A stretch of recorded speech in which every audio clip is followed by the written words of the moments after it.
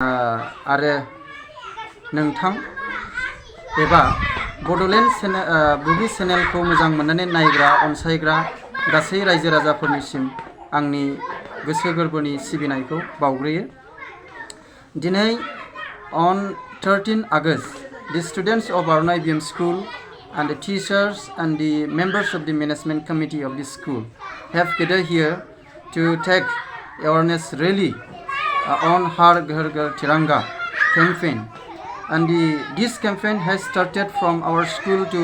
Seuraguri village via Besarkona Road. And the main objectives of this program is to evoke the nationalism and patriotism across the country. आं बेखौनो बुंबावनो लुबैदों, बे हार घोर घोर तिरंगा बे केम्पेइनखौ लानानै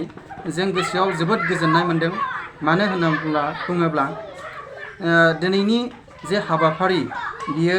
फैबाय थानाय उदांस्रि सान एबा 15 आगस्ट इन्डिपेन्डेन्स डे बेजों जोबोरैनो सोमोन्दो गोनां। आं बेखौसो खावलायनो लुबैदों, जेब्लानाखि ब्रिटिशफ्रा 200 बोसोर जोंनि हादरखौ सासन खालामदोंमोन, अब्ला जोंनि हादरनि एबा भारतबर्षनि सुबुंफ्रा जोबोद खस्थ' भुगिनो गोनां आरो बिथांमोनजों गादब जादोंमोन। दा माखासे जोंनि फ्रीडम फाइटार्स सुबुंफोरनि नाजानायाव, जेरै महात्मा गान्धी, जवाहरलाल नेहरू, सरदार वल्लभभाई पाटिल, सुभाष चन्द्र बस बिथां गेदेमामोननि नाजानायाव भारत हादरा 1947 मायथाइनि 15 आगस्टआवहाय उदांस्रि मोनदोंमोन। उदांस्रि मोननाय समनिफ्रायनो जोंनि हादरा एबा भारत हादरा माखासे बिथिङाव जोबोरैनो जौगाबोदों लासै लासैनो। जेरै जों नुनो मोनो एडुकेशन सेक्टराव जौगाबोदों, एग्रिकालचार सेक्टराव जौगाबोदों, साइन्स एन्ड टेक्न'लजि सेक्टरावबो जौगाबोदों आरो स्पर्ट्सआवबो जौगाबोदों। नाथाय जोंनि भारत हादरावहाय उदांस्रि मोननायनि उनावबो जोंनि हादरा गोबां जेंनाजों भुगिनो गोनां जादों। जेरै इनइक्वेलिटी एमां दि स्टुडेन्ट्स आरो अभार पपुलेशन आरो टेररिस्ट, बेफोरबादि जेंनाजों दिनैसिम भारत हादरा भुगिनो गोनां जादों। आं बेखौसो खावलायदों, जेरै मुस्लिमफ्रा ईद पालन खालामो, Hindu celebrates Diwali and Christian celebrates Christmas. But all religion should celebrate this Independence Day celebration, because this Independence Day celebration is very much important for the people of India. आं बेखौनो खावलायदों जोंनि हादरनि मानसिफोरखौहाय, नोंथांनि बे बड'लेण्ड बुब्लि चेनेलनि थ्रुयैहाय जोङो हादरनि थाखाय मोजां बाथ्रा साननांगोन, मोजां बाथ्रा बुंनांगोन, मोजां खामानि मावनांगोन, अब्ला जोंनि हादराहाय जौगानो हागोन। आं दिनैनि बे एवारनेस रेलि एबा हार घोर घोर तिरंगानि सायावहाय एवारनेस प्रग्राम लानाय हाबाफारियाव नोंथांनि चेनेलजों आं बेखौनो फोरमायथिबाय। Thank you. गिबियावनो आं जोंनि दिनैनि हाबाफारियाव बड'लेण्ड बुब्लि चेनेलनिफ्राय बाहागो लाफैनायनि थाखाय आं गिबियावनो बड'लेण्ड बुब्लि चेनेलखौ आंनि गोसो गोरबोनिफ्राय गाहाम हामलायथिनाय जासिहोदों। जोंनि नैबे आर'नाइ BM फरायसालिखौ जों थांनाय 2018 मायथाइनि 15 आगस्ट खालि जोंनि बे आर'नाइ BM फरायसालिखौ जों गायसननाय जादों। बेनि गायसननायनि गाहाय थांखियानो जाबाय जोंनि नैबे मंलाजरा ओनसोलाव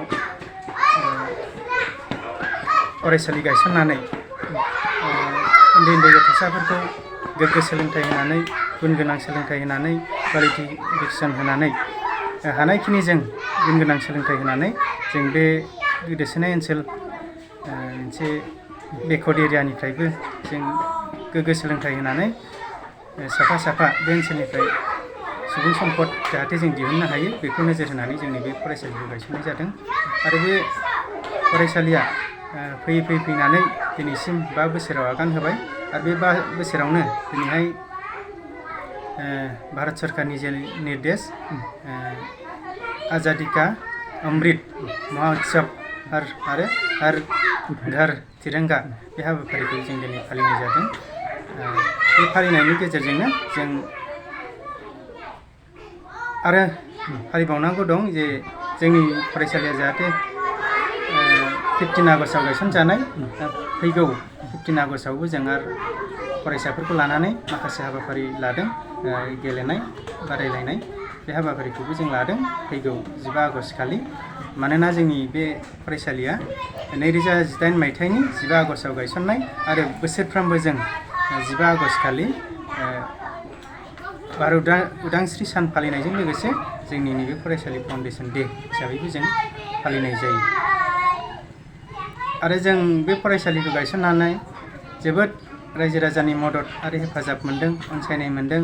आरो जोंनि नैबे फरायसालियाव दा गासै फरायसाफ्रा 145निबो बारा दं आरो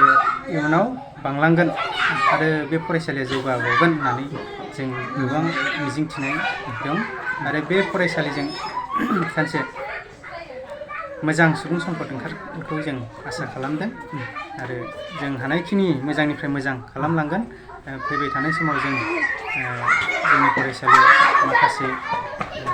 कम्पिउटार आरो माखासे सोदेरबावनो सानदों समारि थासारि आरो माखासे बिथिं रांखावरिखौ नोजोर बोनानै आरो आसा खालामदों जोंनि नैबे बुंलाजारा ओनसोलाव गंसेल' प्राइभेट स्कुल दं हिसाबै सरकाराबो जाहाथे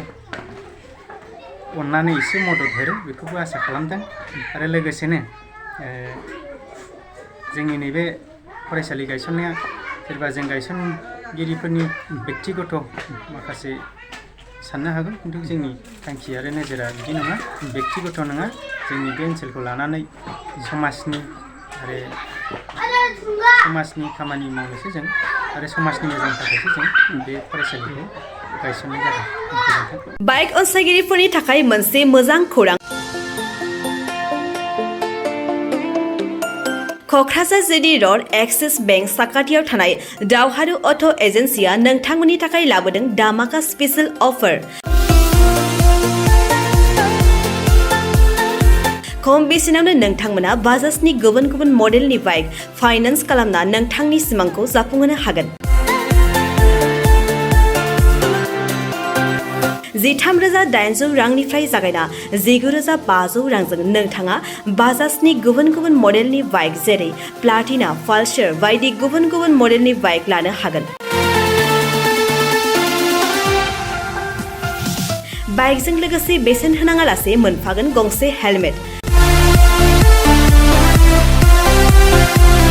बाइगिरि बिथांमोना गोरलै राहाजों बाजाजनि फाइनान्स लिमिटेड नङाबा एक्सिस बेंक लिमिटेडआव फाइनान्स खालामनो हागोन गोबांथार फोरमानलाइफोर गथायनो गोनांथि गैया खालि फट' गांसे पेन कार्ड आधार कार्ड भटार आइडि आरो सोलिबाय थानाय मोब्लिबनि बिल होयोब्लानो बे सुबिदाखौ लानो हागोन गोबां मिथिनो थाखाय 8473883986 03661270550 9957644326 आव फन खालाम